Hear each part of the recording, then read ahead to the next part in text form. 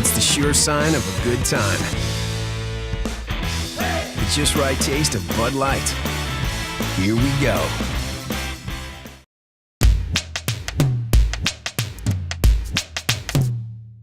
Hello and welcome back to this week's Picks. I'm Tony Softli with my man Randy Karraker here.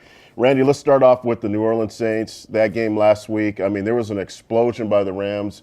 We all knew it was coming, but we just didn't know who was going to come against. And to come against an elite football team in the National Football League like the New Orleans Saints, I was a little taken back. Not taken back, but I was a little shocked. I was surprised. And you go back to an old coach that coached here in St. Louis, wound up winning a college championship at Alabama, Gene Stallings, who always said every week, hey, this game's about players making plays. And you get a play out of Robert Quinn on the blocked punt. You get a play out of Josh Gordy on the interception. All of a sudden, within the space of a minute and 40 seconds, you score a couple of touchdowns. You go from 3-0 to 17-0, and that's why the Rams were able to win, because they had players making plays. In all three phases of the game. Mm-hmm. You know, now let's look ahead at the Arizona Cardinals. Here's a team that they've got a new quarterback in Kevin Cobb. He is a little dinged up, might not play this week, so they're probably staring down John Skelton, who they saw that PG-13 movie last year. They didn't really like it.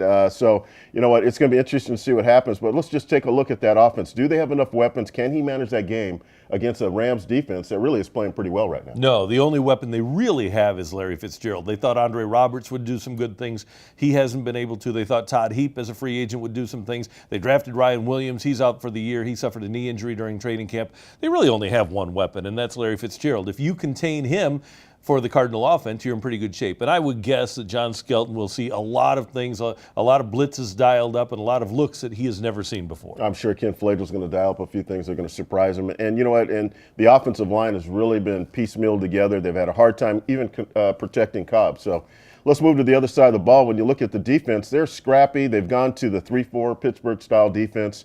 They talk about Adrian Wilson playing the role of Polamalu. They're talking about Dockett and Campbell. They still have some weapons, even though that Porter and Hagen's on the outside are getting a little long in the tooth. These guys can still play the game of football. They can. And let's start with the fact that before last year, they lost so many people. They lost Antrell Roll. They lost Carlos Dansby. They lost Bertrand Berry to retirement.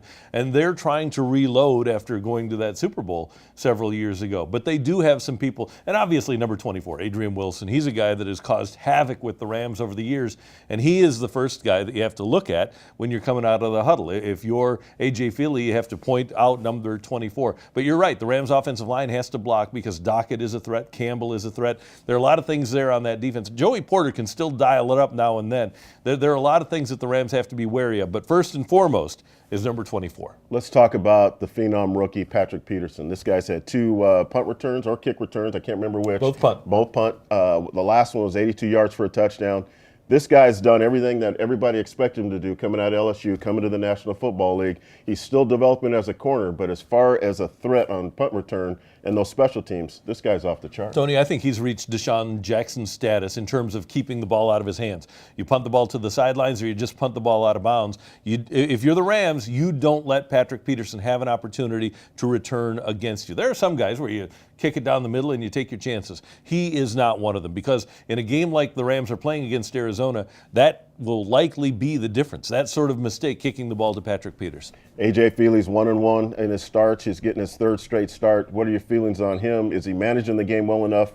Thankfully, he has Steven Jackson in the backfield with him. But, you know, Brandon Lloyd and Gibson and these guys, Ho-Ho Manauanui and Kendricks, there's enough weapons to get this thing done this weekend. It's all about getting the ball into the hands of your weapons without turning it over. And that's the best thing that A.J. Feely has done, is kept it out of the other team's hands. But, yeah, if you can get it to Lloyd, and you don't have to throw the ball deep downfield, they'll take their shots downfield, but you don't have to get it deep downfield. You get the ball into the hands of Jackson and Lloyd and the other weapons that he has. And then if you need to nickel and dime down the field, do that. But try to do what they did last year.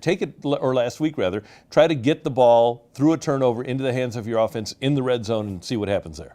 I think he's done an exceptional job. He's done the role of what a backup's supposed to do, come in, manage the game, keep them on the winning ways. He's got their first win of the season, so I think he's done an exceptional job to this point. Okay, here we go. Picks of the week. You go ahead and go first.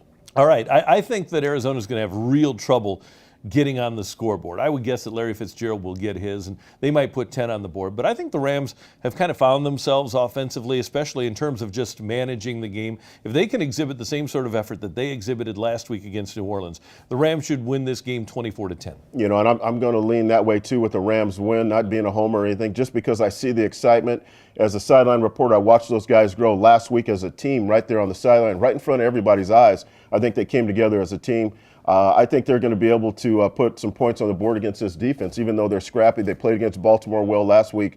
I think they can handle that. I'm going with the Rams 24-7. I think they'll get one touchdown. I think Beanie Wells, even though he's been struggling with that knee, I think he might punch one in if they can get him close enough. Hey, make sure you tune in to and log on to 101sports.com, TonySoftli.com. Until next week, take care.